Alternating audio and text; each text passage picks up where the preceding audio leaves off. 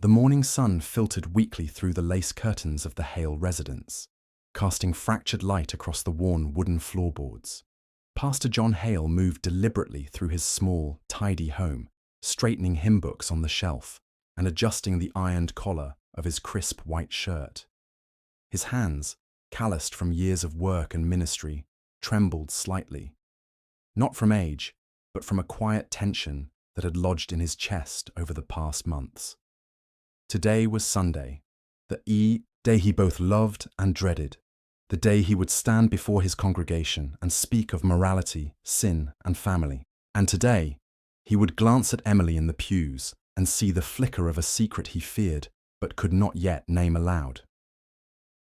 Emily Hale lingered in the hallway, her bare feet tapping against the floorboards, eyes darting between the clock and the door. Her hair fell in messy waves over her shoulders, a casual rebellion against her father's insistence on order.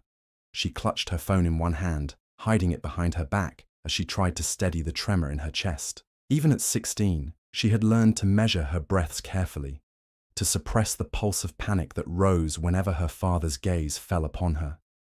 "Emily, come on," John called from the kitchen, his voice firm but not unkind. "We're going to be late." "I'm coming," she muttered, shoving the phone into the pocket of her jeans. She hesitated at the doorway, watching him pour coffee into a chipped mug, his movements precise, methodical, a ritual he seemed to perform more for himself than for any practical need. John glanced up, offering a brief, tight smile. "You slept well?" Emily nodded, forcing the smallest of smiles, one that did not reach her eyes. "Yeah. Fine." He studied her for a moment, sensing the edge in her tone, the restless shift of weight from one foot to the other. His chest tightened, with a mix of concern and irritation. He had spent years teaching about truth, yet with his own daughter, the truth seemed slippery, dangerous, and just out of reach. The ride to the church was quiet, punctuated only by the hum of tires against asphalt and the distant crow of a rooster, breaking the morning stillness. Emily stared out the window, tracing the outlines of trees and mailboxes, as if memorizing them might anchor her racing thoughts. John's jaw was set, his eyes on the road, rehearsing the sermon he had prepared, words about honesty, faith, and accountability. He did not know yet how dangerously close the shadows of secrecy had crept into his own home. The small Tennessee town was already beginning to stir. Doors creaked open, neighbors waved from porches, and the smell of fresh bread drifted from corner bakeries. The church steeple pierced the morning sky, its white paint dulled by years of sun and rain, a steadfast marker of routine and community. Emily's fingers tightened around her seatbelt, nails pressing into her palms, the familiar comfort of Sunday rituals offering no reprieve from the storm building within her. As they approached the parking lot, the church came into full view. Sunlight streamed through the stained glass windows, painting patches of color across the manicured lawn.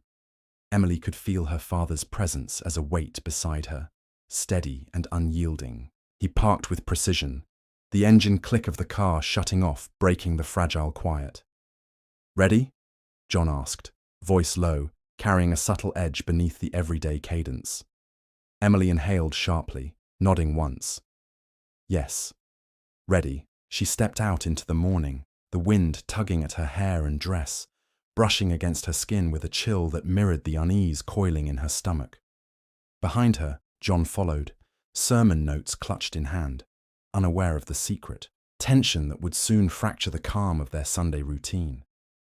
Inside the church, the smell of polished wood and waxed floors mingled with faint traces of incense. Emily glanced toward the pews, her pulse quickening, knowing that soon, in the sanctuary's ordered calm, the cracks beneath the surface of their family would begin to show.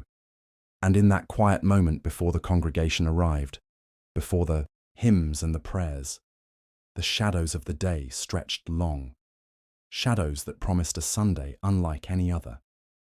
Emily slipped into the back pew before the first notes of the organ filled the church. Her palms were slick, fingers curling around the edges of the worn hymn book. The message had flashed on her phone just an hour ago, the words so simple yet loaded with everything she feared her father would never understand. "I miss you." Her heart had stuttered when she read it, a reminder that the world outside the Hale house held something warm, something forbidden, something she could not share. She scanned the congregation, seeing familiar faces, neighbors, nodding politely, children fidgeting beside their parents. Yet the space between her and her father felt vast, an invisible chasm stretching across the pews. John stood at the pulpit, adjusting the microphone, his brow furrowed, eyes flicking over his sermon notes. His voice, when it came, carried authority, but Emily noticed the subtle tension in the set of his jaw and the sharpness of his clipped words. Her mind wandered, as it often did during these long, structured rituals, to the past few months, the stolen afternoons with her girlfriend, the secret messages hidden beneath layers of apps and passwords, the thrill of being herself for even a fleeting moment. She remembered the soft laughter, the gentle touch on her hand, the first hesitant kiss behind the high school bleachers. It had felt like freedom, a rebellion against everything her father represented. Yet with that freedom came fear, fear of exposure, fear of judgment, fear of the wrath she could not yet name. John's sermon progressed, his voice rising and falling with practiced cadence, speaking of sin, responsibility, and the moral compass that guided their town. Emily's stomach churned, each word a knife of anticipation. She had always respected her father's intellect, the power of his voice, the weight of his authority. But now, each syllable reminded her of the precarious line she walked, the balance between devotion and self-preservation. She shifted in her seat, glancing around, desperate for any distraction.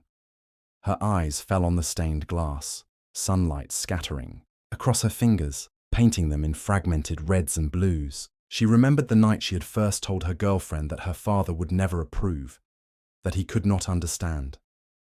The whispered confessions, the hidden smiles, they had been her sanctuary.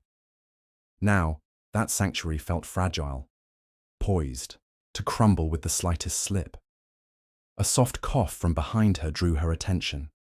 Mrs. Latham, a woman from the congregation, smiled kindly, unaware of the storm brewing within Emily. Emily forced a return smile, nodding politely, the gesture a mask hiding every quivering thought inside. John paused mid-sermon, eyes briefly scanning the audience, and Emily felt that familiar weight settle over her. It was as if he could see through the veneer, through the carefully curated normalcy, and right into the secret she held in her chest. She swallowed hard, the lump in her throat almost suffocating, and clenched her fists in her lap, nails digging into her palms. The organ hummed softly in the background, the murmur of prayers rising and falling. Emily's mind raced, retracing the path of secrecy, the messages, the hidden rendezvous, the fear of being unmasked in a town that lived on judgment as much as faith. The very walls seemed to lean in, the light filtering through the glass a reminder of scrutiny, of exposure, of the delicate balance she maintained between love and danger. As the congregation sang the opening hymn, Emily bowed her head, heart hammering, yet determined to keep her secret buried. But beneath the rhythm of the music, beneath the solemn words of devotion, a pulse of unease throbbed in her chest. The Sunday that had begun like any other was already tilting toward chaos. A revelation she could neither anticipate nor stop, and, in the quiet shadow of the stained glass, Emily felt the weight of the secret she carried, knowing that it would not remain hidden for long. The church doors creaked open, and sunlight spilled into the nave, illuminating dust motes that danced lazily in the warm morning air. Parishioners began filing in, murmuring greetings and exchanging smiles. The organist struck the first chord, a soft prelude to the hymns that would soon fill the space. Emily's hands rested tightly on the edge of the pew, her knuckles white beneath the folds of her sleeves. She could feel the heartbeat of the congregation in measured waves, each beat a reminder of her own tension. Pastor John Hale stepped to the pulpit, a figure of calm authority, His eyes swept across the room, lingering briefly on Emily before shifting to the congregation. He cleared his throat, the sound resonating in the wooden rafters.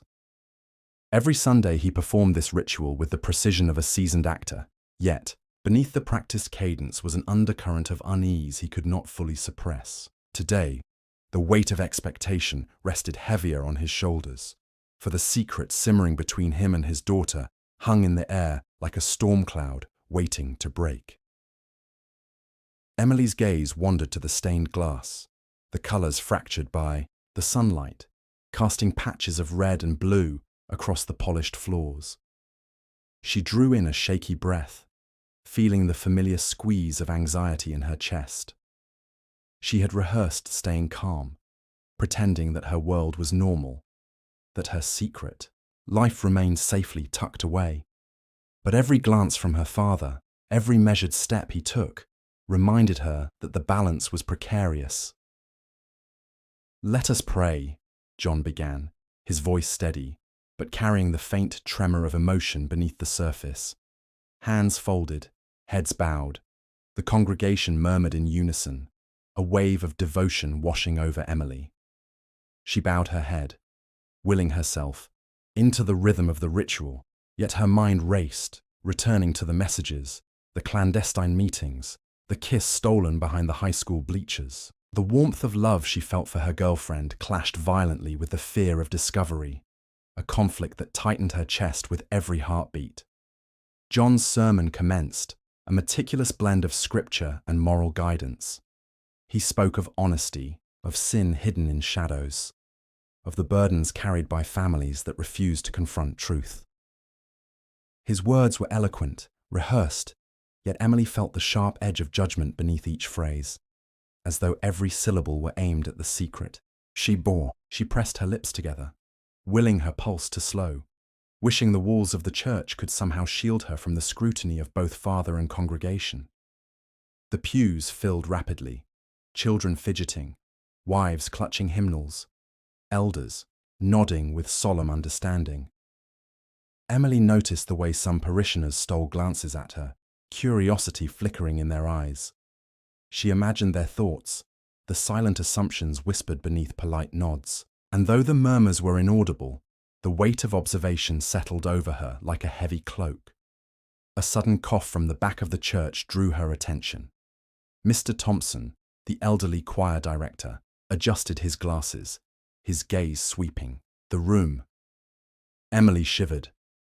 Every face seemed scrutinizing, every smile potentially masking suspicion. She shifted in her seat, the hymn book trembling slightly beneath her grip.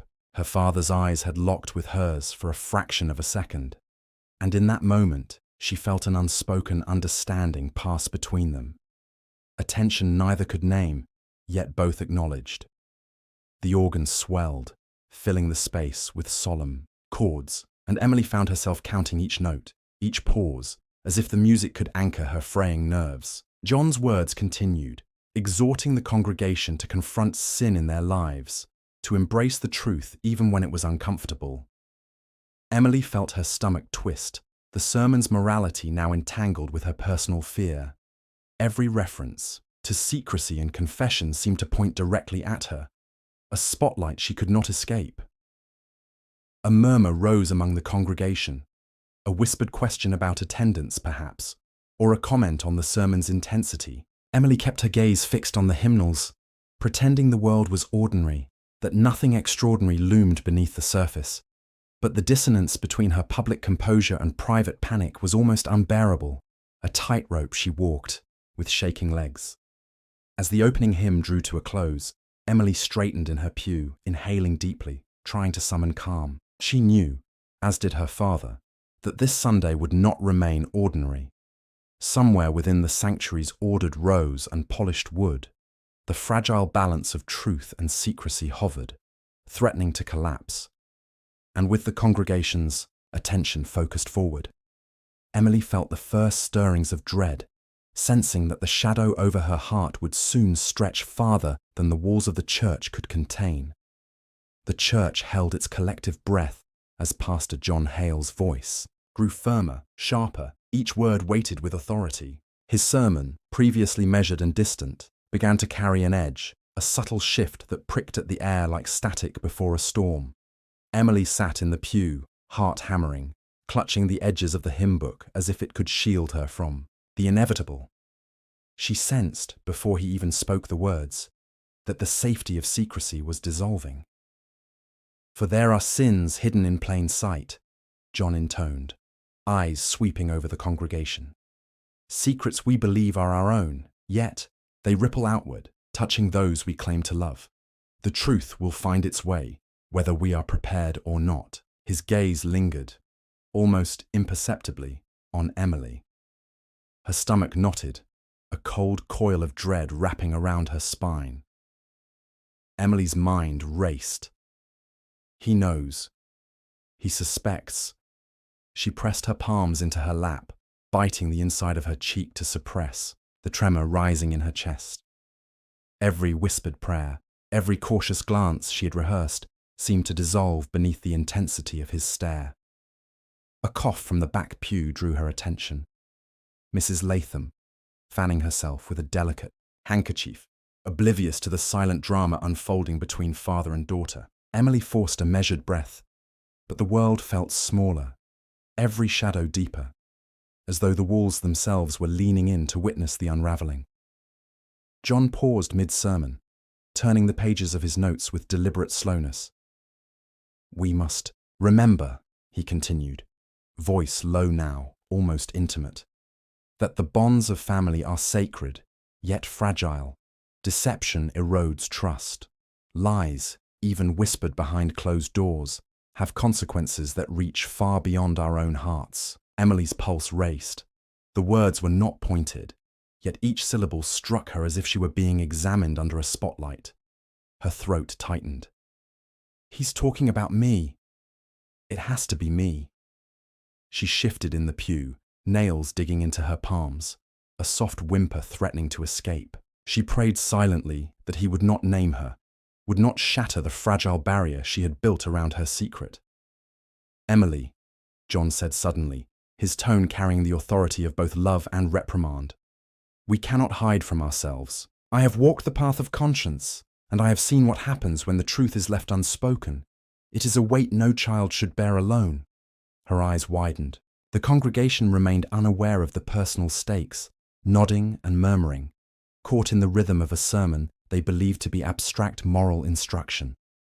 But Emily felt the walls closing in, each word of her father's sermon a step toward revelation, toward exposure. A bead of sweat traced her temple. She tried to steady her breathing, willing the pounding in her chest to subside. Her hands shook as she gripped the hymn book, eyes fixed on the floor, yet unable to escape the intensity of her father's gaze. The shadows cast by the stained glass danced across her lap, fractured reds and blues now seeming like jagged shards pressing against her skin. John's voice softened, almost a whisper, yet it carried clearly to the nearest pews. "We must confront the hidden truths of our hearts. Only in honesty can we find peace, forgiveness, and understanding." He looked directly at Emily now, a brief flicker of emotion passing through his eyes. Pride, fear, frustration, an unspoken plea tangled with the knowledge he suspected. Emily's mind raced back to stolen afternoons, secret messages, the gentle touch of her girlfriend's hand. Each memory was a knife twisting deeper into the present. The weight of her father's expectations, his moral certainty, pressed against her like a physical force. And for the first time, the thought surfaced fully. He could ruin everything. He could expose me here, in front of everyone. The organ hummed softly in the background as Emily bowed her head, the room filled with hymns and murmured prayers. She felt the fragile veil of her secrecy beginning to fray, threads unraveling under the pressure of her father's gaze. In the sanctuary's ordered calm, a storm was building, and Emily knew with cold certainty that her world would not remain the same after this Sunday.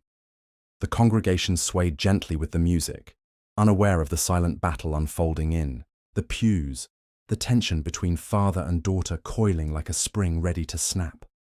Emily's breath hitched and her hands trembled. She was on the precipice, teetering between obedience and the desperate, unspoken urge to protect herself, at any cost. Emily barely registered the closing hymn. Her thoughts were a storm, swirling in chaotic loops of fear, guilt, and anger. She had walked into the sanctuary with a rehearsed calm, believing she could navigate another Sunday without incident. But her father's sermon had pierced that veneer, exposing her to a judgment she was not ready to face. She excused herself, quietly, murmuring a distracted, "I need some air," the words barely audible over the organ's final chord. The hallway outside the sanctuary smelled faintly of polished wood and the lingering trace of incense. Emily pressed her back against the cool wall, her breath coming in uneven, shallow bursts. Her phone, previously hidden in her pocket, was now in her trembling hands. She read the last message again. "I wish I could be there with you." A shiver ran through her, the warmth of that memory colliding violently with the cold weight of the church and her father's scrutiny. Memories came in fragments, unbidden and sharp. Arguments with John in the kitchen, the sound of doors slamming, his voice raised in moral reprimand, her own voice cracking in defense. She remembered nights spent hiding in her room, the soft glow of her phone screen illuminating a world where she could exist authentically, where love was safe. The thought of losing that, of having it torn away in front of the entire congregation, tightened a knot in her stomach. Emily sank onto a narrow wooden bench, curling her knees to her chest. Shadows from the hallway stretched long across the floor, distorted and jagged, mirroring the turmoil in her mind. She felt trapped, confined by the expectations of a father she loved and feared, by a church that demanded perfection, by a town that judged quietly but mercilessly. Her hands shook as she opened the small cabinet beneath the bench, fingers brushing against something cold and solid. The gun. It had been hidden there for months, a relic of fear she never intended to use, a secret buried like her love for someone else. Now, its weight in her hands felt heavy, not just physically, but morally, emotionally, like the embodiment of every choice she had suppressed. She imagined her father's face, the congregation's eyes, the whispering judgment that would follow if her secret were revealed. Panic rose, bubbling into anger, into desperation. A single sob escaped her throat. She covered her face with trembling hands, remembering every slight, every correction, every harsh word that had built the fortress of fear around her heart. Emily's mind spun with conflicting desires, wanting to protect herself, to run, to disappear, but also wanting to strike back at the man who had, in his pursuit of righteousness, threatened to unravel her life. She pressed the gun into her lap, staring at it with wide, haunted eyes. Her breaths were shallow, rapid. I can't," she whispered to herself, but the words felt hollow. The church was alive with distant voices, the echoes of hymnals and prayer carrying faintly through the hallway. Every sound seemed amplified, every step on the wooden floor a drumbeat in her chest. Emily's mind flickered back to the stolen afternoons, to the gentle touch of her girlfriend's hand, the laughter that had once felt limitless and safe. Tears ran down her cheeks as she whispered apologies to the empty hallway, to the world outside, to herself. She had never intended for things to spiral like this, yet the spiral had begun long before she ever stepped into the pew that morning. Shadows shifted again as she stood, clutching the gun tightly. The hall was silent now, but Emily felt the weight of anticipation pressing on her from all sides. She imagined the congregation unaware, the sanctuary just beyond the closed doors, and her father's gaze, unflinching, knowing, almost piercing, through the thin veneer of normalcy. Her mind raced through options, through consequences, through the moral chasm she now stood on the edge of. The weapon felt like a lifeline and a curse simultaneously, a symbol of both agency and irrevocable choice. She swallowed hard, a shudder running through her, as she realized that the Sunday she had expected to pass like any other would end in irreversible action. As the distant organs swelled, marking the end of another hymn, Emily allowed herself a single, steadying breath. She wiped her tears on the sleeve of her jeans, her hands still trembling, her pulse hammering like a drum.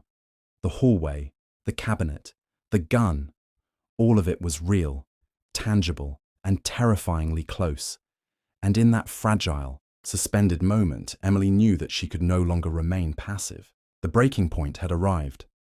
The secret, the fear, the anger, they had coalesced into a force she could no longer deny.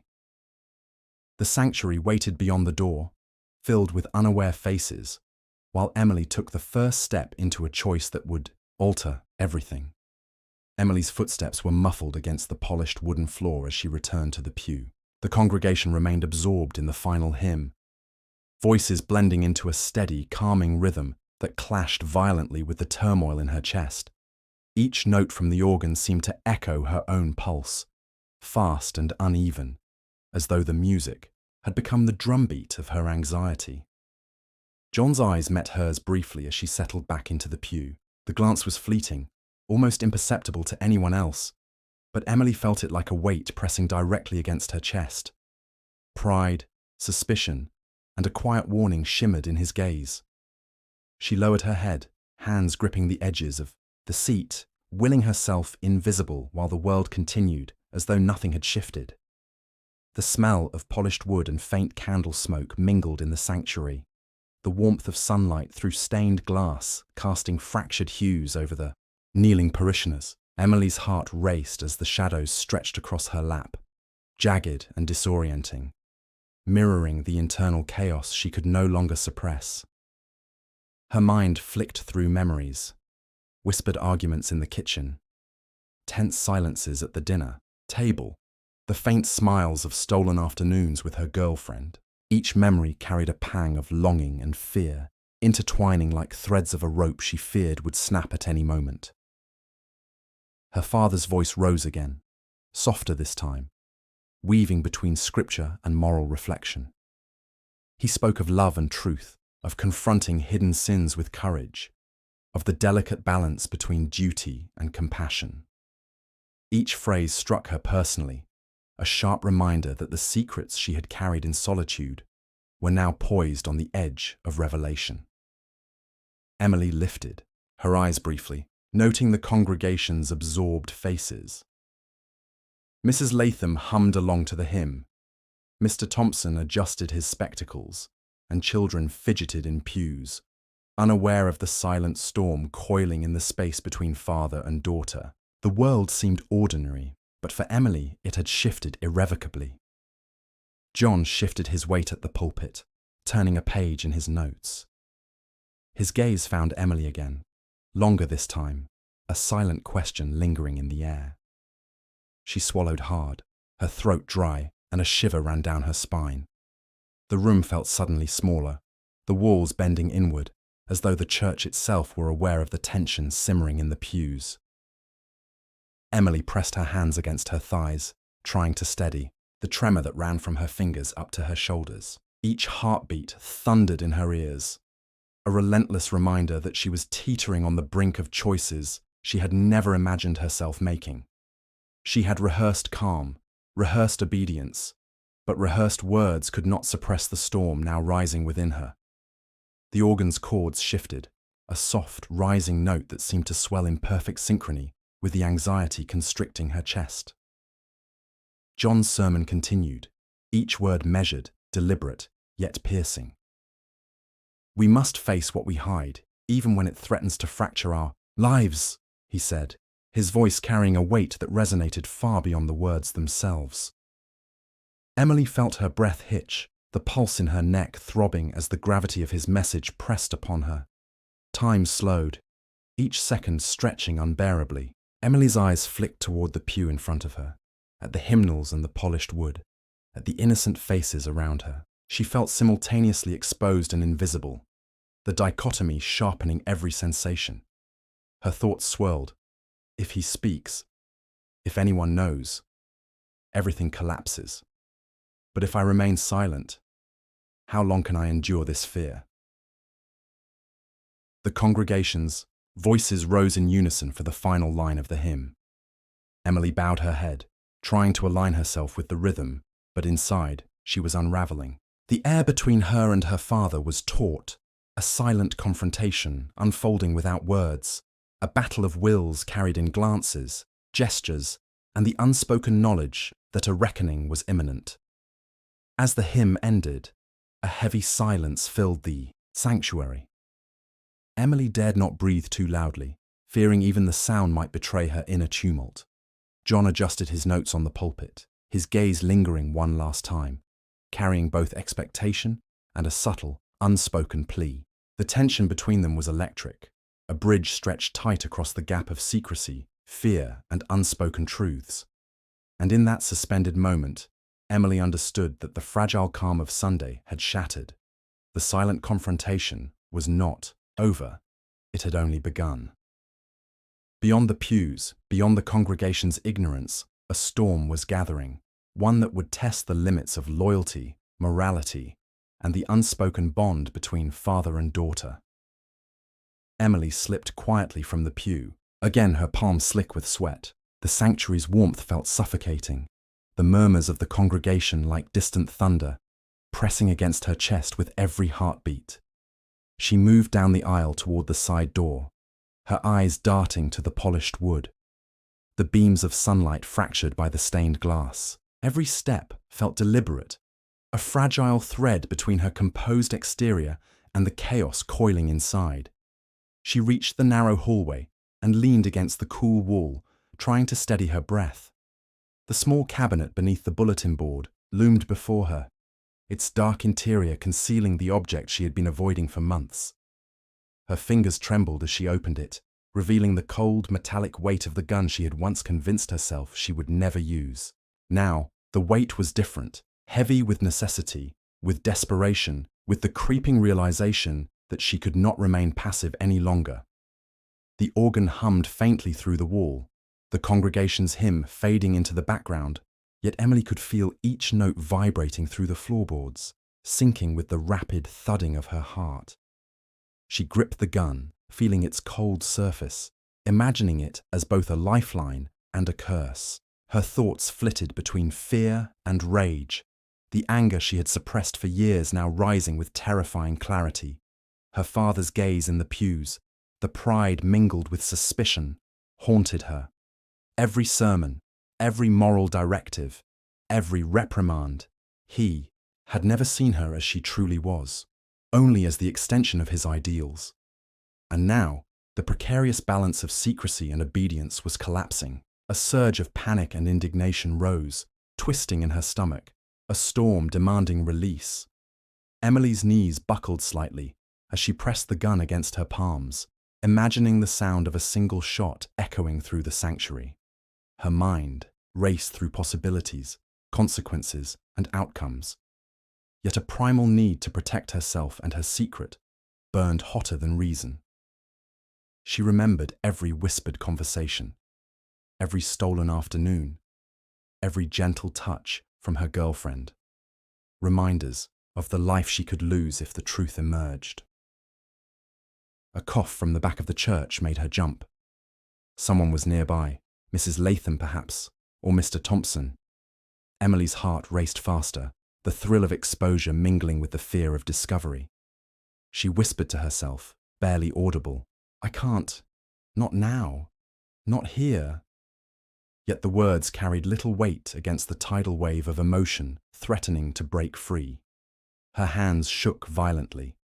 The metallic weight felt heavier, almost alive, as if sensing her turmoil. Every instinct screamed to drop it, to run, to flee the building and bury herself in anonymity. But another voice, sharper and colder, whispered in her mind. "No, you cannot be controlled. Not anymore." Emily backed toward the side door, eyes flicking to the sanctuary, to the congregation, to her father at the pulpit. His figure seemed larger, now, imposing, unyielding, a symbol of the authority she had long tried to respect yet increasingly resented. The tension inside her twisted tighter, every suppressed scream, every silent frustration, every memory of judgment and confrontation converging into a singular, blinding focus. Her fingers tightened around the trigger, knuckles whitening, She closed her eyes for a moment, taking a shuddering breath, imagining the aftermath, the judgment, the consequences, but also the sudden absolute control it would grant her. For months, she had been trapped beneath the weight of secrets and expectations. Now, for the first time, the power was in her hands. A creak from behind startled her. She whirled slightly, heart hammering, and the hallway seemed to shrink, shadows stretching longer, darker. The choice loomed before her, palpable and undeniable, to act or to continue the impossible charade of normalcy. Every second that passed intensified the pressure, every beat of her heart urging a response she was no longer certain she could resist. Emily's pulse roared in her ears as she inched toward the sanctuary door, the congregants unaware of the storm about to break inside. The gun felt heavier than ever, a physical manifestation of the fear, anger, and desperation that had been building within her for years. The threshold between private torment and public chaos now stood mere steps away, and Emily knew that crossing it would change everything irrevocably. With one final, shuddering breath, she pressed her hand against the doorframe, ready to step back into the pews, ready to confront the impossible. The storm inside her had reached its apex, a tidal wave of emotion that could no longer be contained. And in that silent, suspended moment, Emily understood that nothing, her father, her family, her life, would ever be the same again. The sanctuary seemed impossibly still as Emily's hand lingered on the doorframe. The echo of the final hymn reverberated faintly in her ears, merging with the rapid pounding of her heart. Each breath felt sharp, ragged, as though the air itself had thickened around her, pressing down with the weight of anticipation and fear. Beyond the threshold, her father's figure remained at the pulpit, commanding the congregation with words Emily had once revered, but now viewed as chains. Her palms were slick, the gun trembling slightly as she adjusted her grip. Time slowed, each second stretching like a taut wire ready to snap. The congregation hummed softly, voices blending in murmured prayer, oblivious to the storm gathering at the back of the church. Emily's mind oscillated wildly. I have to. This is wrong, but I can't let him, control me any longer. John paused mid-sentence, turning slightly, his eyes sweeping over the rows of faces before landing on Emily. The intensity in his gaze made her knees quiver, but she stood firm, gripping the gun as though its weight could anchor her fraying resolve. The words he spoke continued, calm and deliberate, yet each syllable cut deeper than steel. Truth, he said softly, is not always easy to bear, but those who hide it, those who silence their hearts, must understand the cost. Emily's chest tightened. The cost. She felt it in every bone, every muscle, every pulse of her racing heart.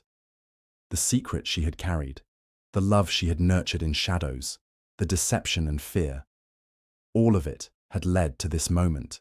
The edges of reality blurred, the pews, the light through the stained glass, the polished floorboards, all converging into a singular, sharp focus, him. Her breath caught in her throat. She swallowed hard, and with a sudden, desperate surge, she stepped forward, fingers tightening on the trigger. The gun felt impossibly heavy, yet it was the one instrument of control she now possessed. Emily's hand shook violently as she aimed, her eyes locking on her father's back, the white collar crisp against his dark suit. Her thoughts whirled, memories flashing in rapid succession. Whispered conversations, stolen kisses, nights spent hiding, mornings filled with arguments. And now, all of it collided in a moment of raw, unfiltered emotion, a tidal wave that could no longer be restrained. A bead of sweat ran down her temple as she pressed the weapon forward. She inhaled sharply, a final, shuddering breath. I can't go back. The congregation was still, though they did not yet know why. Children fidgeted in their pews, women clutched hymnals, elders nodded in silent devotion. John Hale remained at the pulpit, unaware that the calm Sunday routine was about to fracture in an instant. Emily's finger tightened on the trigger. The world narrowed to a pinpoint of intention, a single, impossible choice. Her eyes blurred with tears, the weight of years pressing down with unbearable force. The music, the prayers, the sunlight scattering through the stained glass, all faded into a muted hum as the moment approached its apex. And then, in a heartbeat that stretched across eternity, the shot rang out. The sound exploded through the sanctuary, a deafening crack that shattered the calm and reverberated off the wooden rafters. Gasps filled the air, the congregation rising as one, a tide of confusion and terror flooding the pews. Children screamed, parents shouted, and the once ordered rows dissolved into chaos. John staggered, the bullet striking him in the shoulder, his face a mask of shock and disbelief. The sermon notes fluttered to the floor, the microphone clattering, and the pulpit seemed impossibly far from the safe normalcy of before. His eyes locked with Emily's for a fraction of a second, a mixture of pain, betrayal, and an unspoken question that would never be answered. Emily stumbled backward, the gun slipping slightly in her grip. Her chest heaved, tears streaming down her face as the enormity of what she had done crashed over her in a tidal wave of horror and adrenaline.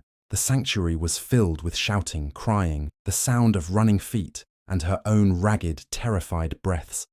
The stained glass windows caught the morning light, casting fractured colours across the chaos. Emily's hands shook uncontrollably, the weapon now a burden as the reality of the act settled over her like a suffocating blanket. She had crossed a line that could never be undone. And in that suspended, terrible moment, she realized the full weight of the consequences, the irreversibility of the choice she had made, and the impossible path that lay ahead. The Sunday that had begun with routine and ritual had ended in chaos, in blood, in the unraveling of a life and a family. The sirens broke the silence first, low, rising, then surrounding the house in a halo of noise. Red and blue lights washed over the white walls, staining them in flashes of warning. Emily sat slumped against the hallway, her dress soaked, her hands trembling as though they belonged to someone else. Tears streaked her face, but her eyes stared blankly ahead, caught between the present chaos and the fragments of memory that refused to let her go. Narration drew the picture inward. Moments of violence do not end with the act itself. They echo, filling the air long after sound has stopped, seeping into every corner of thought. For Emily, those echoes were deafening. Her mother's voice, the stifled years of control, the unbearable weight of silence that had pushed her to the breaking point. Paramedics entered first, rushing to the fallen figure on the floor. One crouched low, checking vitals, speaking words that blurred in Emily's ears. She heard only fragments, weak pulse, critical. Get him on the stretcher. A detective knelt beside her, notebook in hand, his expression caught between concern and suspicion. "Ma'am, can you tell me what happened here?" Emily's lips moved, but her voice came out hoarse. I don't know. It all happened too fast. I didn't mean for it to..." Her breath caught, collapsing into sobs. The detective pressed gently, his pen unmoving. "Emily, you need to focus. Were you alone with him? Did anyone else witness this?" Her head shook slowly. "No one. Just us. Always just us." Description filled the scene. The living room was a battlefield disguised as a home. Furniture overturned, glass scattered like shards of memory, a picture frame cracked underfoot. The smell of iron hung heavy in the air, sharp and suffocating. Outside, neighbors gathered in clusters, faces pale in the glow of patrol car lights. Their whispers floated in waves. I knew something was wrong in that house. She always seemed on edge. He was so respected. Who could have imagined? Narration pressed further. Gossip is its own kind of violence. It spreads faster than truth, reshaping memory before facts can root themselves. Already, Emily's life was being rewritten. not in court, but in the minds of those who had watched her from across fences and sidewalks. A paramedic brushed past, voice low. "We're moving him now. He's hanging on, but barely." Emily clutched at the words, unsure if they gave her relief or dread. One officer photographed the scene, the flash igniting the room in artificial bursts. Each click froze the moment, trapping her grief in sterile evidence. Another detective stepped in, speaking softly but firmly. "Emily Keller, we'll need you to come with us. You'll be questioned formally at the station." Her knees buckled as she stood. Am I under arrest?" "Not yet," he said carefully. "But you need to understand, this is serious. Very serious." Her mind drifted again, retreating into flashback. Dinners at the long oak table, the sound of cutlery clinking against porcelain, her mother's sharp reminders. Hold your head high. Don't show weakness. She remembered the suffocating silence of car rides, the way her every gesture seemed measured, judged, found wanting. She remembered the night she first realized love in her home was conditional, and how from then on, every breath felt borrowed. The detective's voice broke through. "Emily, did you hear me?" She blinked back to the present. "Yes, I heard. I'll come." Outside, reporters had already gathered. Microphones jutted forward like spears, cameras blinding with their sudden bursts. A young journalist called, "Out. Emily, did you act in self-defense? Was this revenge? Do you regret it?" Her lips parted, but no sound emerged. The questions swarmed her like insects, and for the first time, she understood she was no longer just Emily Keller. She was a headline, a spectacle.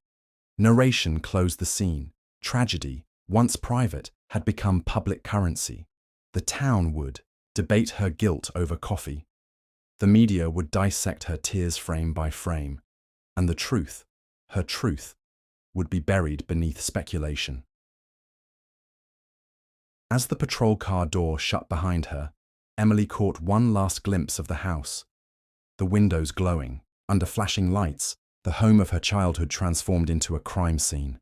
And in that moment, she understood that nothing, not love, not loyalty, not even blood, remained untouched.